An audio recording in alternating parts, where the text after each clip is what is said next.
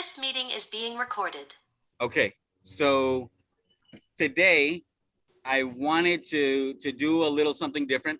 As you guys know, I'm a big cheerleader for 8% Nation. That happens every year with Cody Askins and his crew. The first time I went was in 2019, and one of the speakers there really made a big impact on me because I was at a point where I was just too busy, too crazy, doing everything on my own. And I was like, man, how can I ever scale up if I'm just a one-man shop, you know?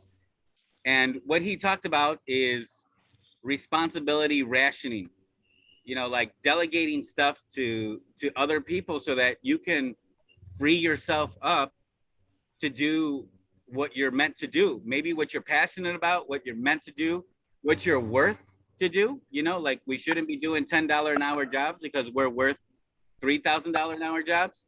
So what I wanted to do was I wanted to let you guys watch the video, watch his presentation at 8% at 8% in 2019. You're gonna hear the audio very well. The video, because I'm playing it on my side, it's clear, but it's going to be a little choppy, but you'll be able to get the gist of it. Okay, it's about 30 minutes long, but then at the end of 30 minutes, I wanna do like a live talk about some of the stuff that we can ration off, and who we can ration that off to, right? And I want to talk about it at every level. Whether you're an agency like me, whether you're a leader, you know, you have downline agents, or whether you're just getting started, there's always something that we can ration off. So I wanna like brainstorm. I want to brainstorm with everybody. I want to write it down, talk about some of the stuff we do at all the different levels, and figure out a way how we can ration off that responsibility, right? And then we'll have it on a document for everybody to like, okay, at this level, this is how we can get this off our plate. At this level, this is how we can get this off our plate. Does that make sense? So let's watch the video. And if somebody has any questions like in the middle of the video or wants to say something, then I'll pause it and we can talk about it. But like I said, this guy really made an impact on me when I first went there. I called Mary. Like after that, I'm like, hey, we got to stop thinking like we're less than we really are, right? We got to stop thinking like peasants. We got to start thinking like business owners, like agency owners, like we're the best in the business, right? So yeah, so let's play the video, take some notes, and then we'll talk about it in a little bit. We'll talk about how we can ration off some of our responsibilities. Okay, hold on. Oh yes, give me 1 second. Mike, you has Reina ever been in a training with us, or is this her first time? No, and actually she was just on and I don't know what happened. She jumped off. I'm trying to call her, but Reina's been, no, because she's on California time and she's gotten the times mixed up. But so Reina's new with us, but she hasn't, I don't know where she's at. So I'm hoping that she can come back on. Okay. But when she does, I'll let you know. I appreciate it. Okay, so let's get to sharing this video. Everybody do me a favor. Mute your microphones. I'm gonna mute everybody, including my, no, not including myself, because I got it. Oh, here goes right now. Give me 1 second. Let's just welcome her. Give me a second. Thank you, Carlos.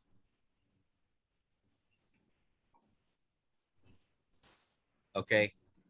I think Reina's here. Yeah, Reina, Carlos, Renee just came back in.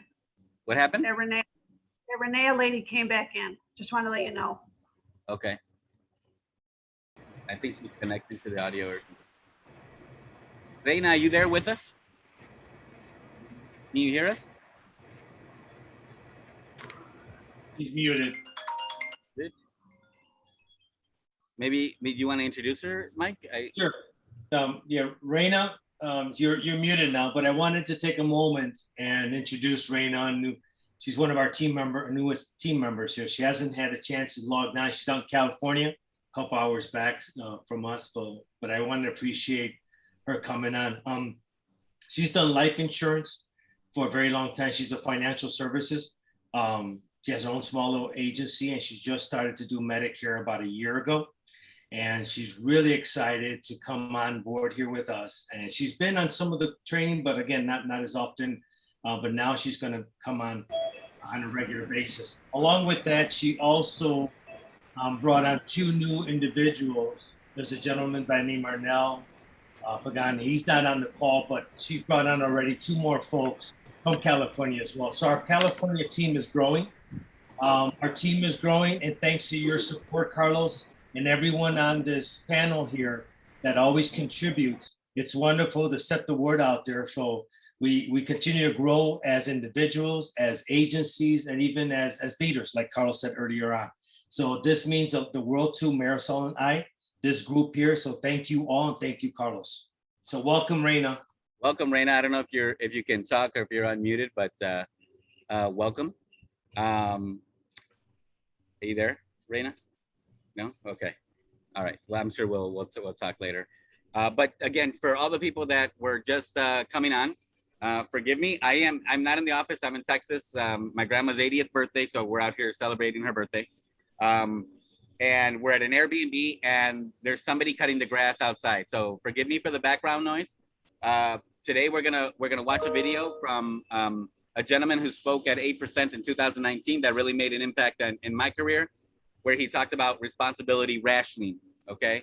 Where he explains like when you start doing the stuff that you love and start rationing off the stuff that you don't want to do, or maybe that you're not good at, like it just opens you up to doing a lot more things, right? So let's get the video started. And at the end of it, I want to get together and like live chat about, or just brainstorm about how we can ration off some responsibilities at every level of this game, right? Whether we're new, whether we're in the middle, whether we're at an agency level, what kind of stuff can we ration off, and to who or how? Okay, so let's watch the video, take some notes, and then we'll talk about it here in a second. Give me a second. Everybody mute themselves. I will mute everybody except for myself because I think I need mine unmuted here. Hold on.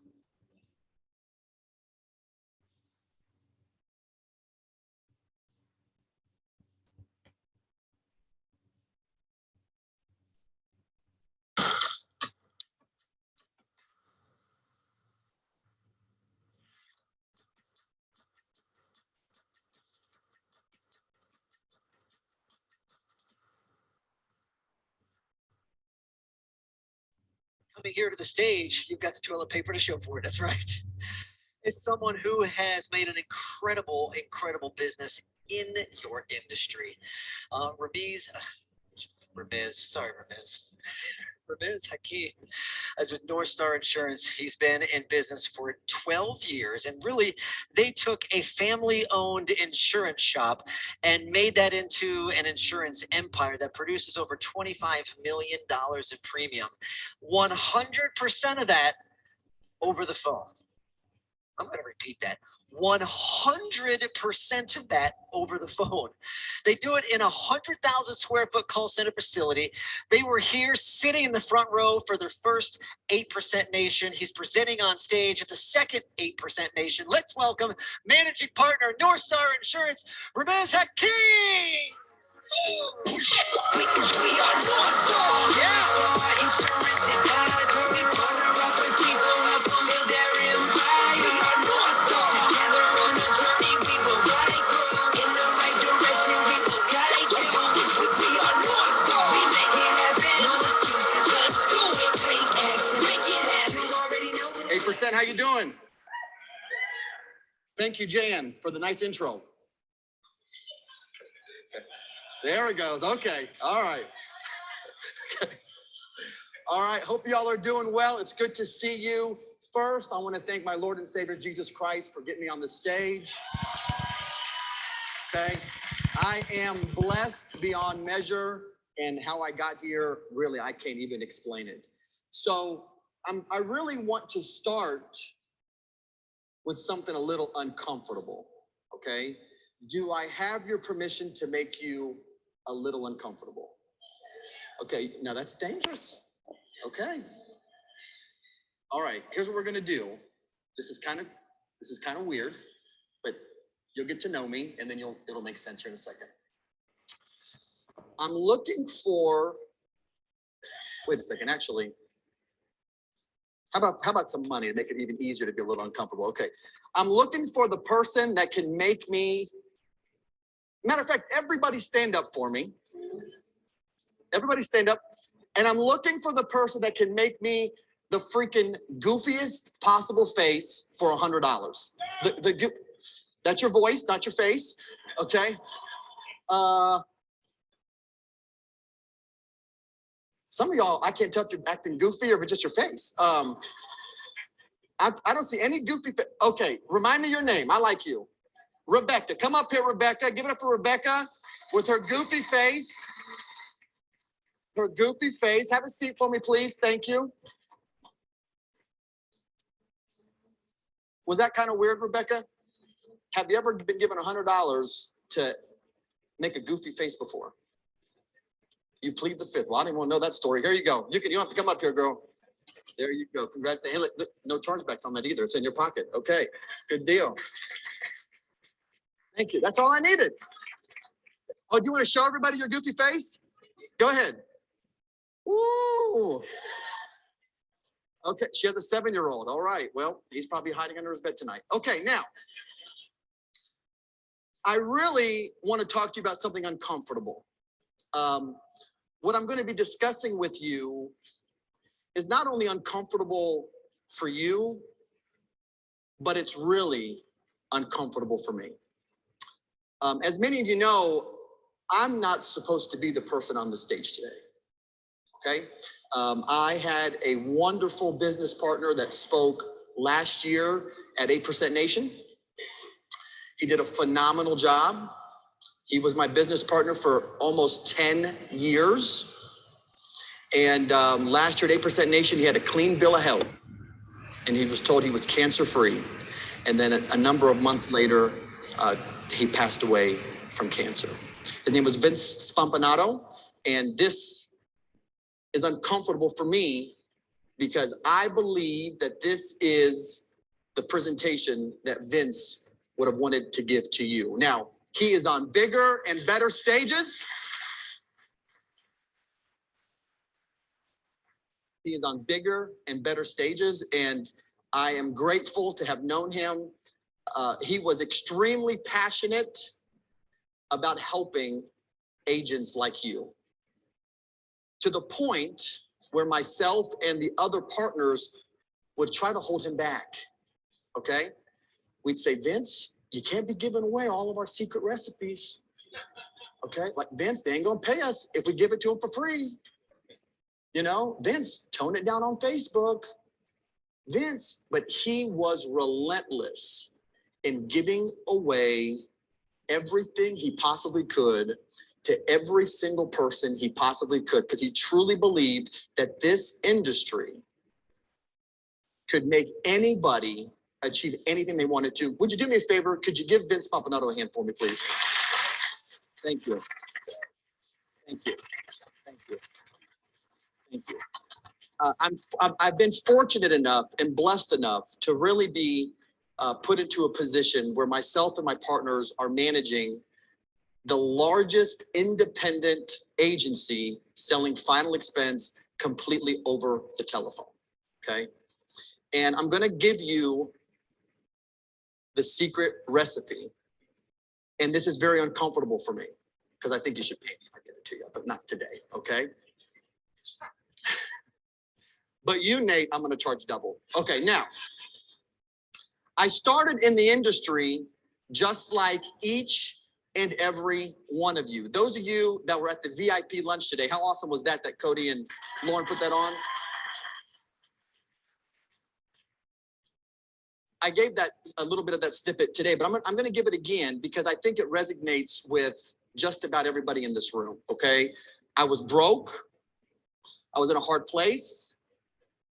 I wasn't qualified for a job, so I did what really a lot of us do. We go to a place that'll hire us first, and by golly, I had so many insurance offers. I was like, geez, I'm really a valuable person. They just hire just about anybody, right? So I didn't know that at the time, but now I'm looking back like, okay, that was kind of cool. So I got a job in the insurance field.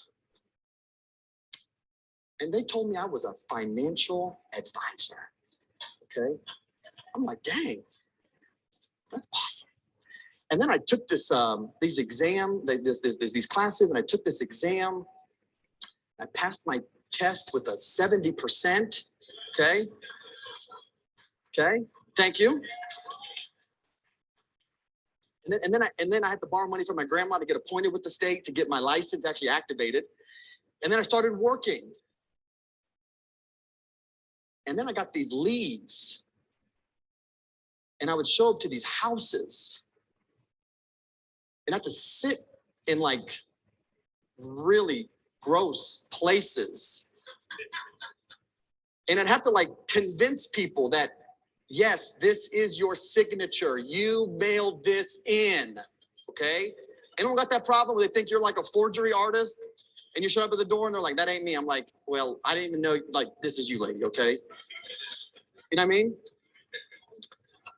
And then I'd have to pretend like I was interested in what they had to say. You're laughing because it's true, okay? Okay. And then they were always broke, and I had to like help them cancel their cable. Like the broke people got better stuff than me sometimes, okay?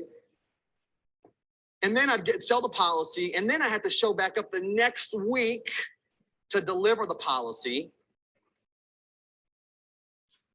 And then like a week after that, their kids would always call me so upset that we canceled mom's cable and that we can't watch The Sopranos anymore. And you took her checkbook and you got her this policy, and we don't need this stuff from you. Does this resonate with anybody? Okay. Ooh. I was the only one. Y'all being quiet. Like, okay, is he really saying that on stage? Are we okay to talk about this? I think we are. I think we are. I was burnt out. I was tired. I was weary. I was crabby. I was unhappy. I did not want to do this crap anymore. So I did what every responsible insurance agent does in that situation. I started recruiting agents. Come on now. Don't be lying. Don't be lying. Okay?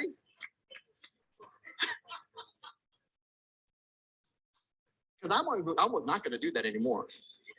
One time, I'm getting way too honest right now, Cody. You might have to bleep this out of the recording. One time, I went in a woman's home and I sat down on her cushion and I could feel the cat pee coming up in my pants. And then I looked around and she didn't have any cats.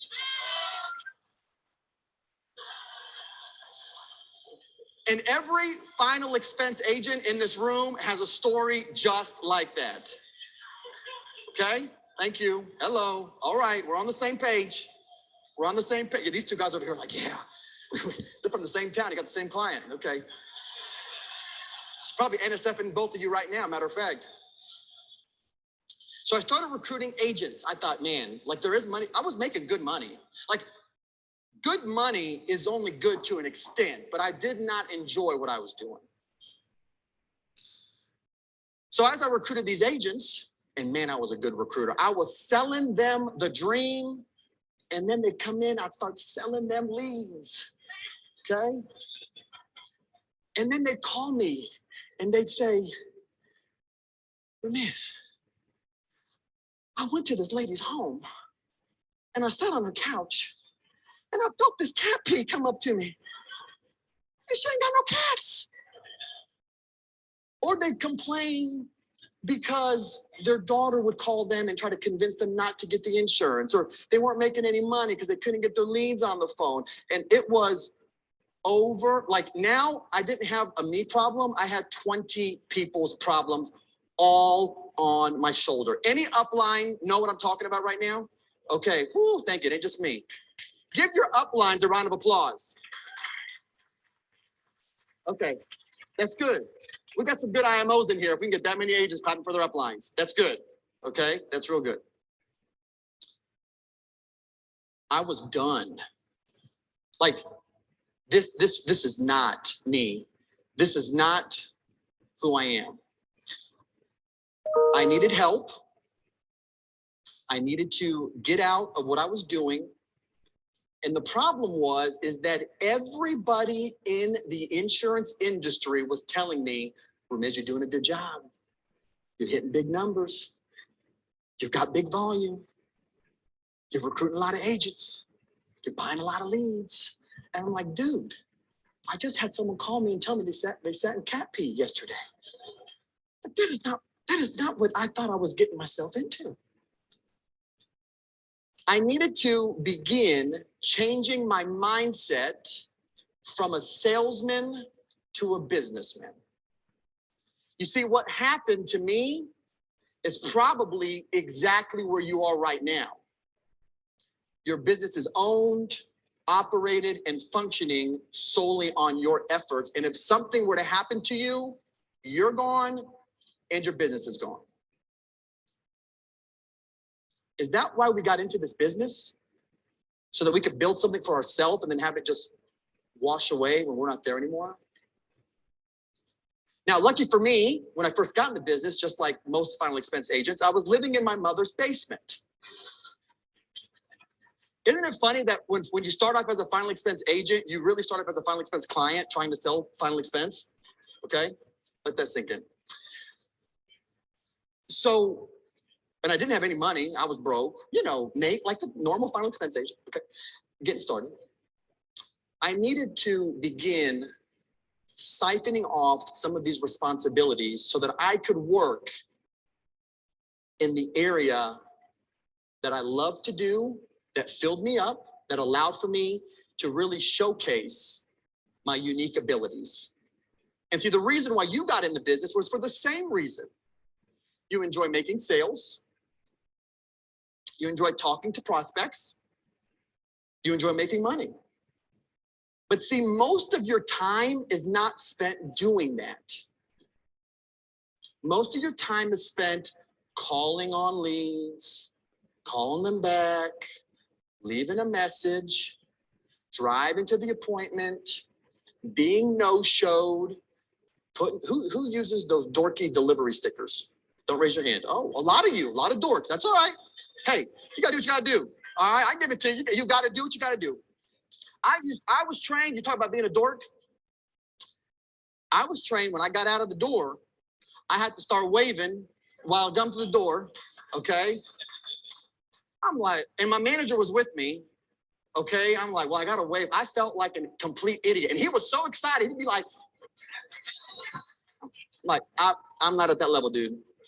And then as soon as the door hinge started to even inch a little bit, he said, now you gotta wipe your feet before you walk in the door, because they gotta know you're going in the door. I'm like, man, you are a dork, okay? And I got nothing in common with you, and you probably just got this job because you sold one policy, and I'm under you, and you're under him, and you're under him, you're under him. Who knows what I'm talking about, okay? Now, you know what I'm talking about. So I had to start siphoning off these responsibilities. I lived with my mother. I'm the oldest of 4. And so I'm like, Mom, you want to go in business with me? And she's like, dude, you're living in my basement, you know. I'm like, yeah, but Mom, all final expense agents start living in their mom's basement. So she started setting appointments for me. You see, I started investing money in my business so that I could be thrusted into an area that allowed me to showcase what I was good at. Although I hated driving and getting into those homes and closing those deals, it's not where I envisioned that it would take me. I made good money at that. I just hated everything else that led to that. Then I hired my brother, Tony. I said, Tony, listen, man, I'm rocking this out. Like, I'm making good money. I have to buy new clothes every week, but it's okay. We're making good money. And after I got married, my wife made me take off my clothes before I got in the house, okay? If you want some good clients, you do whatever it takes to get them good clients, at least at final expense. This may not ring true for everybody. I'm a final expense agent, okay? And I said, Tony, listen, man, if you could just service these people for me, like when they call in and complain, just like smooth them up. And Tony always just get all the girls in high school. He'd be like, yeah, Miss Mary, listen, it's okay. She's like, well, I hate your brother. I don't want to buy for it. Mary, it's going to be all right, honey. He just sued them over. So I didn't have to answer those calls. My mom was setting my appointments for me, and I was just driving and driving and driving and just bam, just busting out sale after sale after sale. We didn't have a choice. We needed to make money. And then we got this wild idea.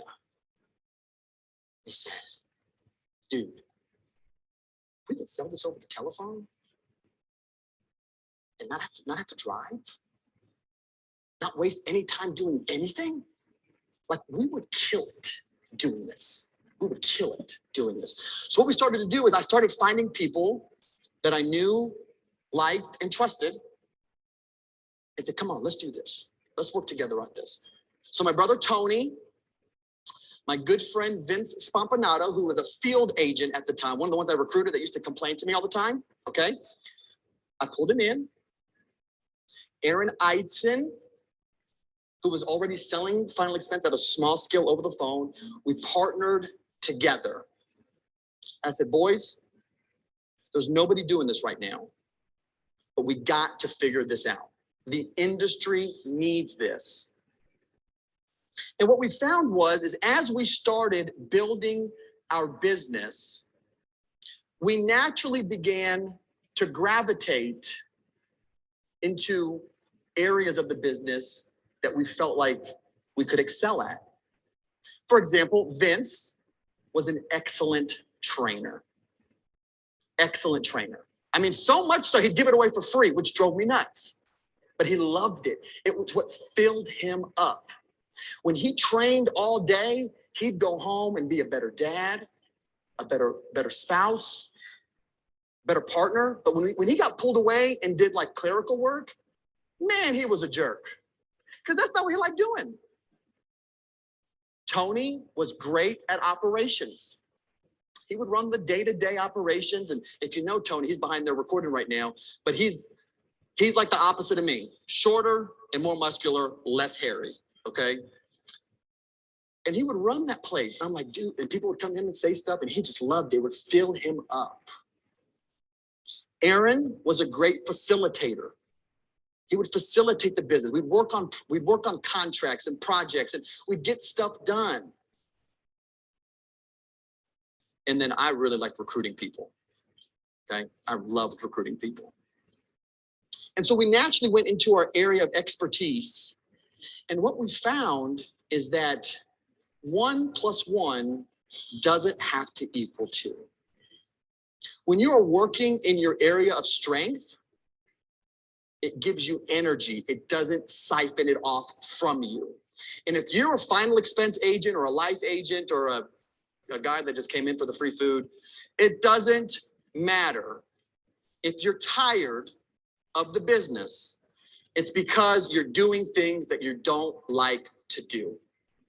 And you need to begin outsourcing those things to a staff so you can build a business that outlasts you and that you can provide for your family even while you're long gone. You see, Vince Spampanato owned 25% of North Star Insurance Advisors. For 18 months before he passed away, he was totally out of the picture. But the business continued to grow, thrive, do very, very well. And even after he's gone, his kids are still provided for handsomely. If you want to build a business like that, go ahead and clap your hands for me, okay? I'm going to give you the recipe right now, and I'll just pass the offering plate around when I'm done, okay? Some of you are already doing this by accident, but we're going to take it to the next level. We've come up with this concept at North Star Insurance Advisors called responsibility rationing. Write that down. That's what you need to do. You need to ration off responsibilities that do not generate new income for your business. You get paid to do one thing and one thing only. What's that? Make a freaking sale. That's it. You do not get paid to set appointments. You do not get paid to drive to appointments. You do not get paid to service your customers. I mean, it all leads to more money, but those are low value activities. And quite honestly, if you're the typical sales guy or saleswoman, that's really not like your big, strong talent that you should be showcasing. Those should be rationed off to somebody else. So by accident, some of you are already using this method. Who here buys leads? Okay, good. Buying leads, what that means is that somebody else is better at me doing direct mail or doing Facebook or doing telemarketing. So therefore, I'm going to siphon off this responsibility to somebody else so that I don't get stuck wasting my time doing that. Does that make sense? Yes. I mean, like, how hard is it to get some cardstock paper, cut it in thirds, type up a little deal on a printer, print it out, pay for the postage, and put it out there? I mean, you could do that, right? Who does that? Please don't raise your hand. Even if it's true, just leave your hand down. Because I will not be able to hold back on that one, honey, okay? All right. I saw she go, okay, okay, all right, all right. You need to have somebody who qualifies and sets your appointments for you. Now, I'm gonna run some math with you if I have time at the end. But you need to find somebody who can set your appointments and qualify your leads for you. That way you're not stuck selling to duds. You ever get so desperate for a sale that like you get that lady on the phone and you know this ain't going nowhere, but you still try to set the appointment? Ugh, that's the worst feeling in the world. Though, you ever have such a bad day that you hope your last appointment was a no-show?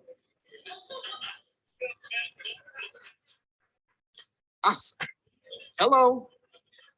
I used to pray to God, Lord Jesus, please let this be a no-show. Because I cannot handle no more of this BS today, okay? Because I was outside of my unique ability. Once you get your appointment setter, to get really controversial, I believe you should be doing this over the telephone. And if you're not, you're going to be extinct in the next decade. You're dying a slow death. The key indicator for where sales are trending, at least for us, is watching what other industries are doing. Listen, if you're buying a mortgage, can you imagine if you called a mortgage company and the man said, I'm going to show up to your house and we're going to fill out this paperwork and we're going to go ahead and do, and he shows up with like one of the black like suitcase things that my dad used to have all the time, you know, with the little keys on the side, like one, they're all 1 3 times, you know, and then he opens it up. Like, that's not how mortgages are sold now. I bought my mortgage without even talking to a human being, completely online, through email, faxing over stuff. That's a key indicator where we're going, folks. But that's a little controversial, so I'll just let you know between us girls. If you want to sell face-to-face, you still got time to figure out the rest, okay? After the sale is made, you need to learn to train somebody how to service your book of business. So they're not calling you. How many times do you spend like the whole day fixing one problem with one client? You must sell for Transamerica. Okay, now.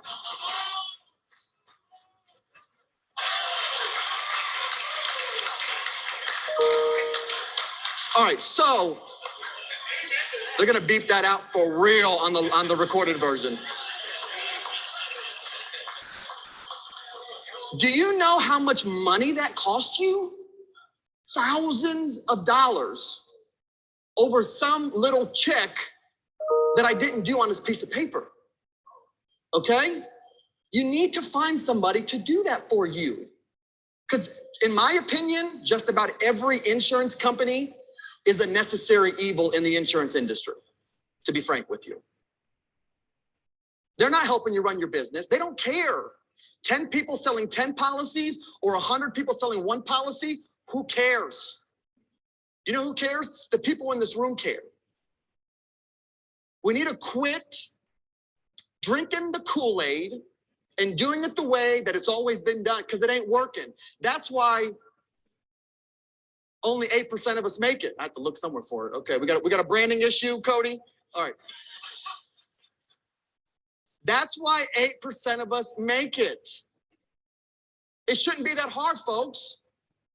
Can you imagine if you worked at a hospital when 92% of the doctors quit after 3 years? I'm going to a voodoo doctor before I go there. It's ridiculous. And then after you found someone who's going to service your book of business, you need to find someone who's just going to call your clients just because. Soft touches is what I call that. Who calls their clients on their birthday? Okay, you don't have enough leads. Sorry, Pete, you fell right for it. Pete put up 2 hands. He was like, yeah, baby. He Facebook Lived it and everything. Okay.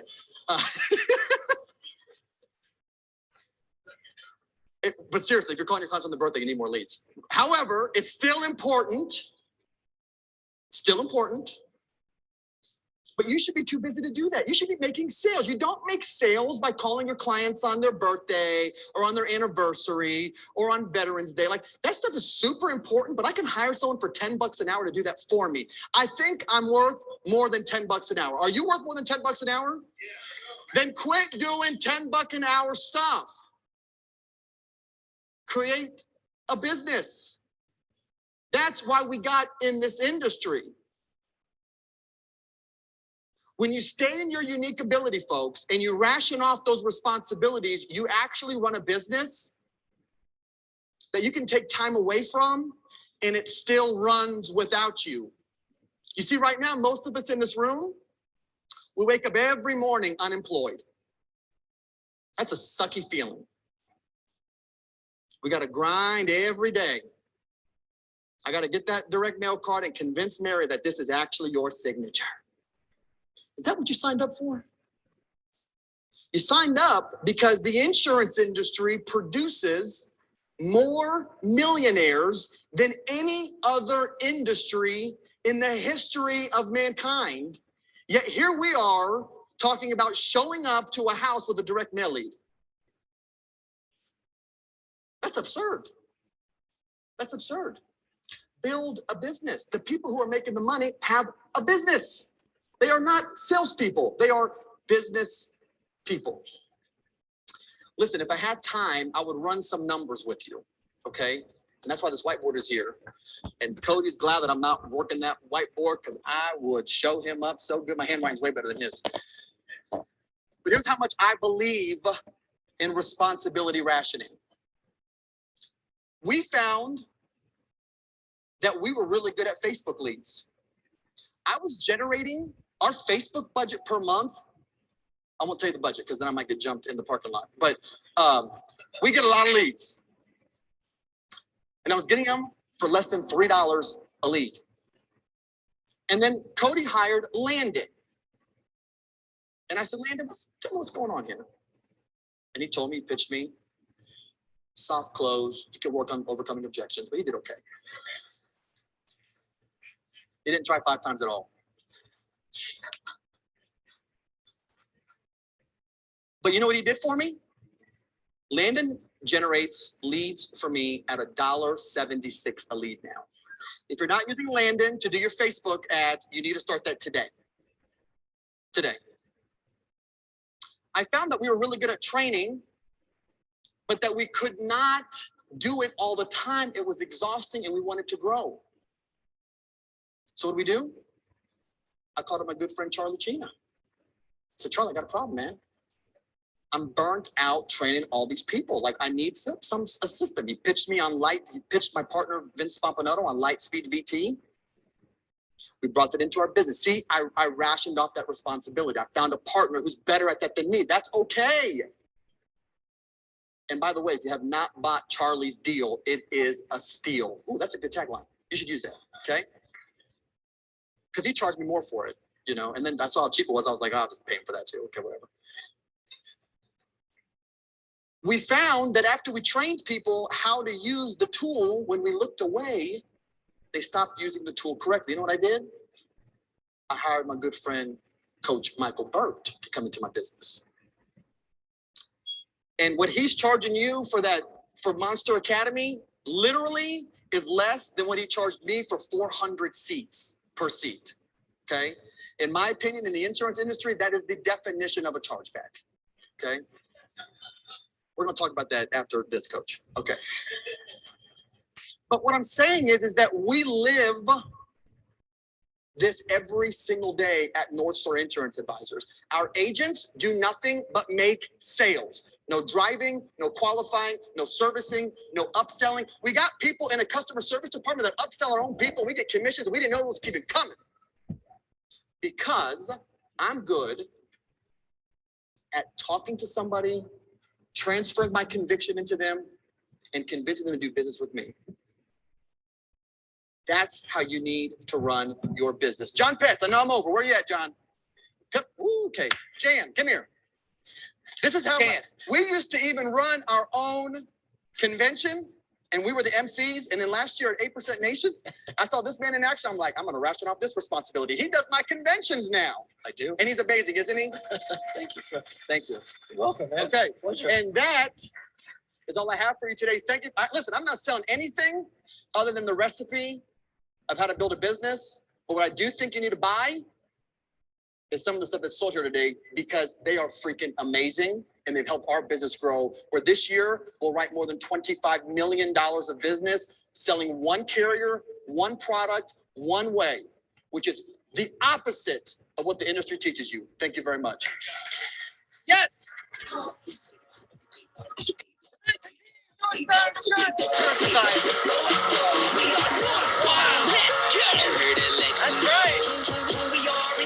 Tell you what, just keep it. Okay, is everybody still with me? You guys hear me okay? Yep, perfect. We're here, Carlos. What do you guys think of Ramiz? For me, Ramiz had a very big impact on my career, because everything he was talking about really resonated with me. Let me tell everybody something. Whether you're brand new or you're established and you got a trillion clients, whatever the case may be, you may think that what he was talking about doesn't pertain to you, but I dare you to switch that mindset. Like, if you're starting at the bottom, you need to be looking at the top. You need to be looking at the top, because that's where you want to be. That's where you want to get to. So he may be talking about stuff that may not pertain to you right now, but it will in the future, right? And you should always be looking ahead, always be looking up at the way they're doing things, because you're going to get there someday. And you're going to need to know how they do things. So for me, when I surround myself with people who are like kicking some butt, man, it really excites me. It really motivates me. It really motivates me to be more like them, because I feel like, man, if they can do it, I can do it too. There's no reason why they're doing it and I can't do it. There's absolutely no reason. Everybody started off at zero 99.99% of the time. I was actually talking to my aunt. It's a weird story. My aunt is like 10 years younger than me, right? But she has her product line called Cristal Cosmetics. She has a warehouse. She has a big social media following. She just bought her mama a house. She has a BMW truck. She just got the architect to make her plans for her 8,000 square foot home here in Texas. Like, she's making buku bucks, right? Tomorrow she has an appointment with a therapist, and she's like, don't you just feel burnt out, Carlos? Don't you just feel burnt out that, you're already at the top, you're making some money, like what's your motivation? Like, I don't have like my motivation. She's like, my motivation was to outmake the bosses I used to work for, right? And now I'm the best. I'm making more money than everybody else. And I told her personally, okay, well, you got a problem that I don't have, because I have my motivations. I have my wife and my 3 kids. You don't have kids. That's probably an advantage that I have, right? Maybe what you need is to realize that there's always somebody better than you, that there always is somebody doing way more than you. So you need to surround yourself with people that are doing way more than you. You may think that you're the best right now, but there's other people out there thinking, oh, that's cute. You know, what you're doing is cute, you know? So surround yourself with people that are kicking some butt so that, you know, it pushes you ahead, motivates you, or at least you see what's possible, right? So think about what he said. Again, whether you're at the very beginning stages of selling policies, or you're in the middle, or you're at the very top, there's always something you can take out of this stuff. Okay. What else? One thing he said that was absolutely true, and I experienced it, is that one plus one does not equal two. 3 years into my insurance career, I told you guys that Mary was working at a dentist office making $35,000 a year or $40,000 a year at that time. And she just hated it, like just having the boss, blah, blah, blah. And I was like, okay, honey, well, let's bet on ourselves.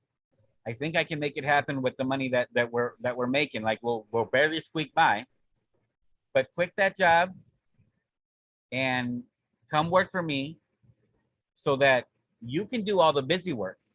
So that you can, I was hoping she was going to sell policies, but she never did. You do all the busy work and give me some time to learn how to generate leads. I need to learn how to do the Facebook stuff so I can generate my own leads, because if you control the leads, you control your business, you know? So she did start doing all the busy work, and it felt like there was 4 people working, because she would do all the busy stuff and I would do the stuff that I'm good at. I would do the learning of the new stuff. I would do the selling. That's what I was good at, right?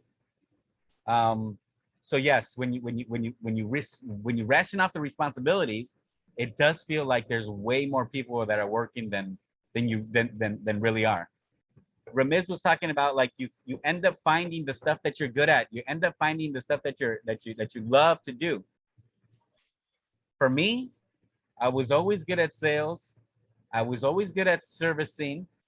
I'm pretty good at marketing, but what I love to do is this right here. I love training agents. I love training agents because, I don't know, it's something in me that maybe I need a pat on the back or something like that because of the way I grew up or something. But I love it when people maybe months later or years later say, Carlos, you really changed my life. Like, this is like, my life has changed because of you, because of insurance. Like, that really, like, I can go straight to heaven right now. I can die right now and I'd be super happy if somebody told me that today, you know? So that for me is really my niche. I love training agents. I don't love recruiting. I don't even recruit. Everybody that's here is because you guys talk about what we're doing here, you know? I'm pretty good at selling. I don't like it though. You know, I don't like servicing people. I absolutely don't, you know? So yes, find something that you're good at, stick with it. You're gonna love what you do. And then all the other stuff, we're just gonna ration out. We're gonna ration out those responsibilities, right? So Mary came on board, helped me do some of the busy work.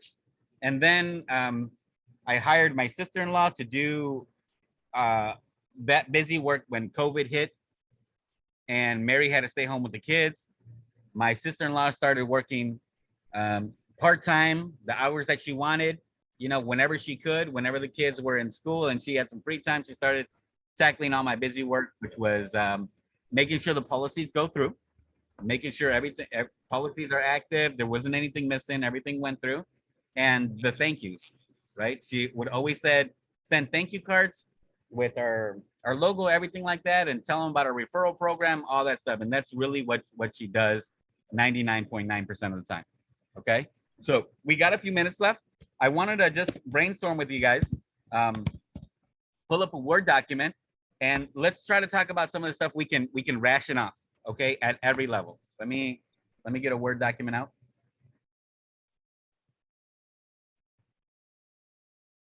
Let me share my screen.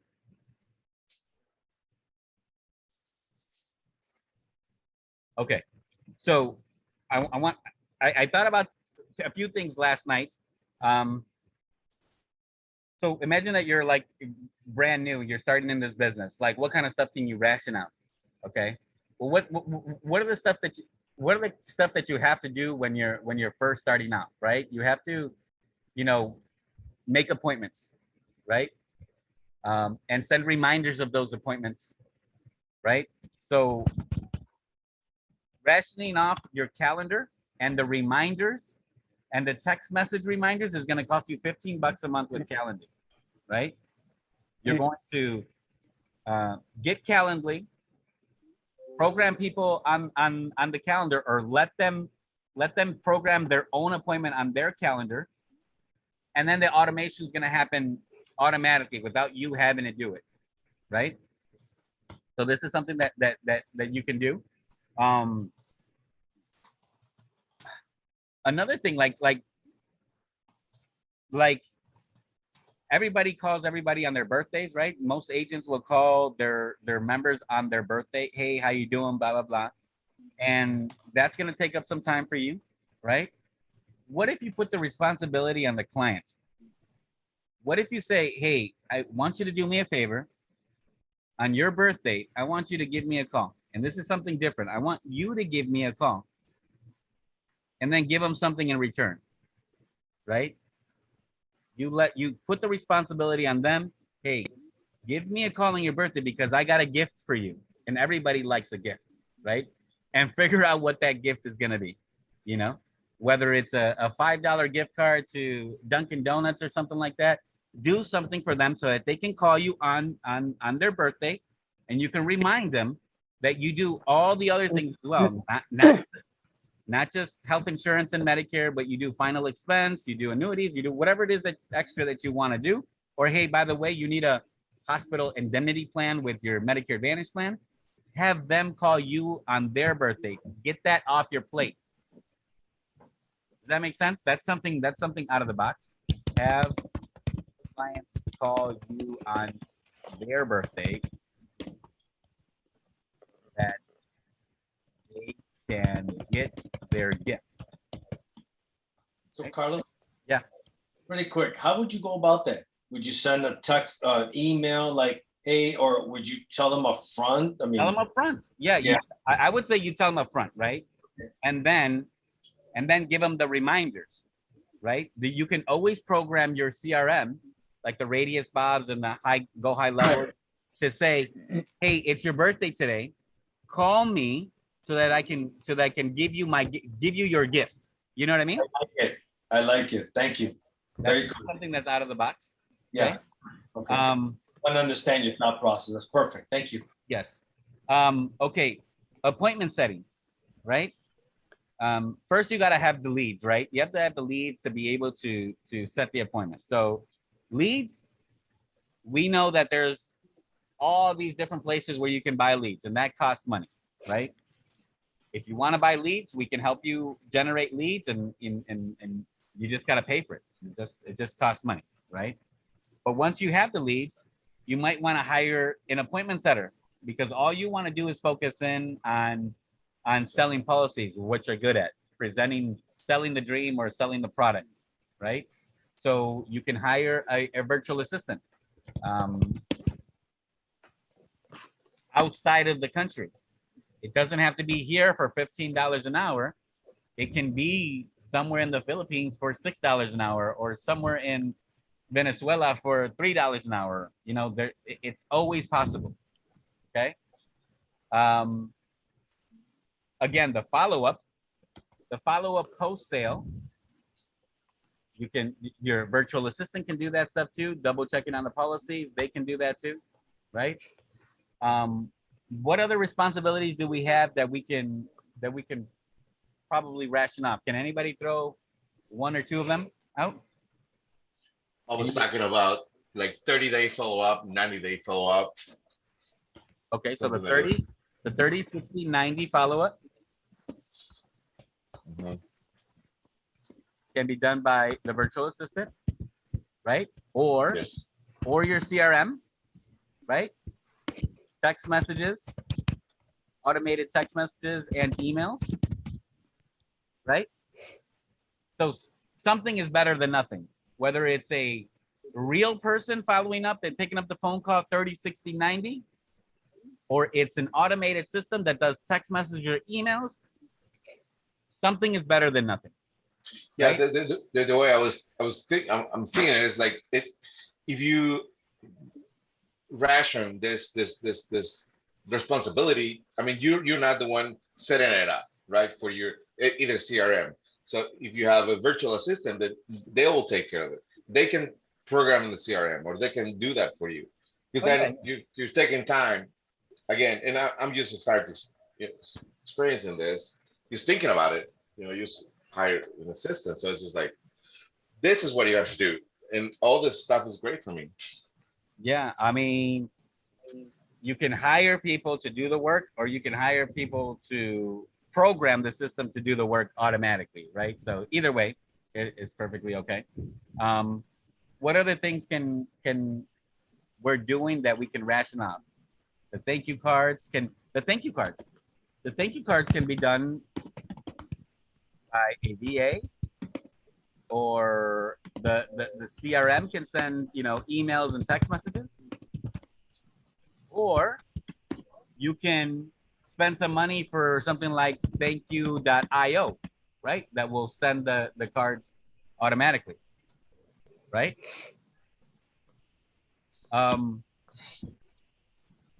Presentations or documents like PowerPoint presentations, if that's something that you feel like you need, that needs to get done, you can always get those projects done on Fiverr.com. Easy and cheap. You can hire professionals that do this every day to make your PowerPoint look fantastic. Some of those PowerPoints that you've seen lately from me are from people who I've hired on Fiverr. I give them what I want them to say on the slides, and they go ahead and make it all nice and fancy. Does that make sense? Fiverr.com is something that we can use all the time to ration out. What else can we think about? Anything else?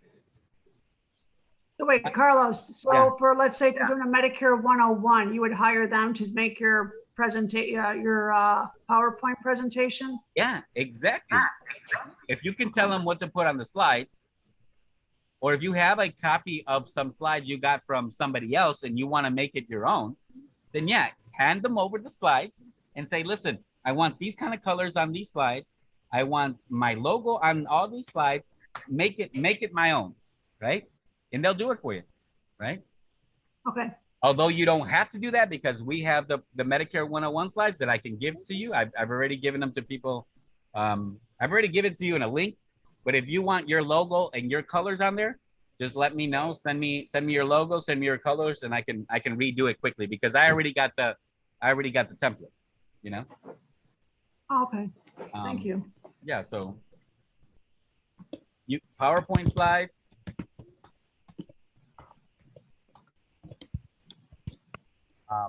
Infographics.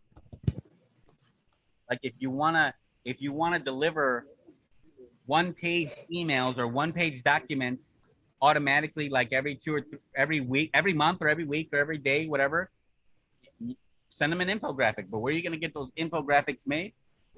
Okay, get them from online. Okay, you can always Google like Medicare 101, and then go to images on Google, and there's gonna be an infographic that pops up. And you're gonna take that infographic, you're gonna go on Fiverr, and you're gonna say, hey guy, I need you to redo this.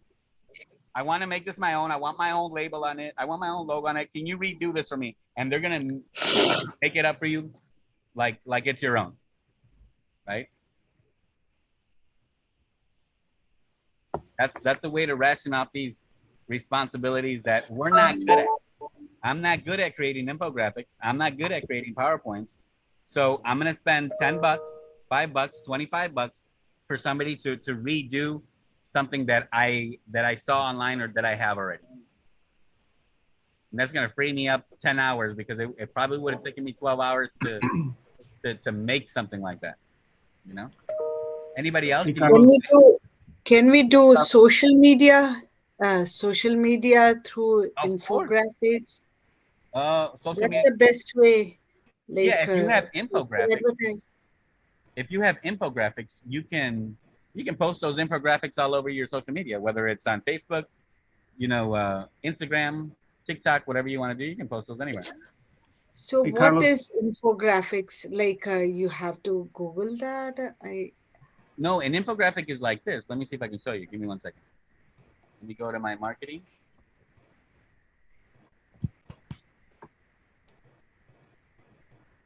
Branded EIT.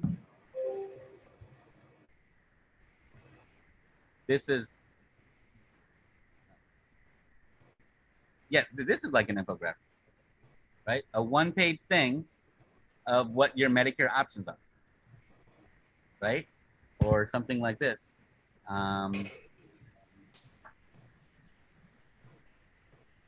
This was health insurance basics that I got from, I think, United Healthcare or somewhere. I found it, and I sent this whole PDF to somebody and I said, redo it and make it in my colors, change the pictures and make it my own, right?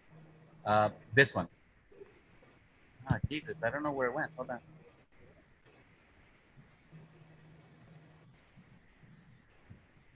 This is like an infographic. This I got from Agent Pipeline, and I literally just grabbed it and put my logo on it. I felt that was okay because I'm contracted with Agent Pipeline, so I don't think they get mad at that. But you see what I'm saying? There's another one, 5 mistakes, and I don't know where it went. But I'll find it. But that's an infographic. Pictures that explain something. Hey, Carlos, can I comment on something? Yeah, go ahead. The one thing that we actually all watch this guy, Ramiz, is he's full of passion. Oh my God. And then I think, and then regular people, they buy from people who are passionate about what they do. But also, he key thing, and there's a few key things that he actually talked about. He says, selling is just, a processing of your convictions to other people, just processing that. But when we actually present ourselves, sometimes our presentation, we could do all the rationale, we could do all the stuff that you do, and then you have passion, you connect with people because you love what you do. But a lot of times, we don't even actually show our concern, or the confidence, to the people. That's another thing. That's another key thing, that sometimes the sales process is about having a great deal of confidence, credibility, having concern for what they're asking for. And I love the fact that he says, and sometimes we're so desperate that we even want to make the sale no matter what, and then it happens. But when you actually walk away from that and say, hey, listen, I know maybe you're not ready for this, and I understand it. You're not actually pushing the sell, and you show. And the other thing is, we don't have courage. Sometimes, I remember when I started in this business, I was like, I don't know if I can do that. It's just like, well, you just do it, because if you don't bring them, to that platform, then they're never gonna actually make that move themselves unless you actually transfer those feelings and those convictions to those people. And I think the rationale that he talked about it, and all these other aspects are important, very important. But a sign of a good leader is what he does. He's actually just making other people feel even better to what they think they are.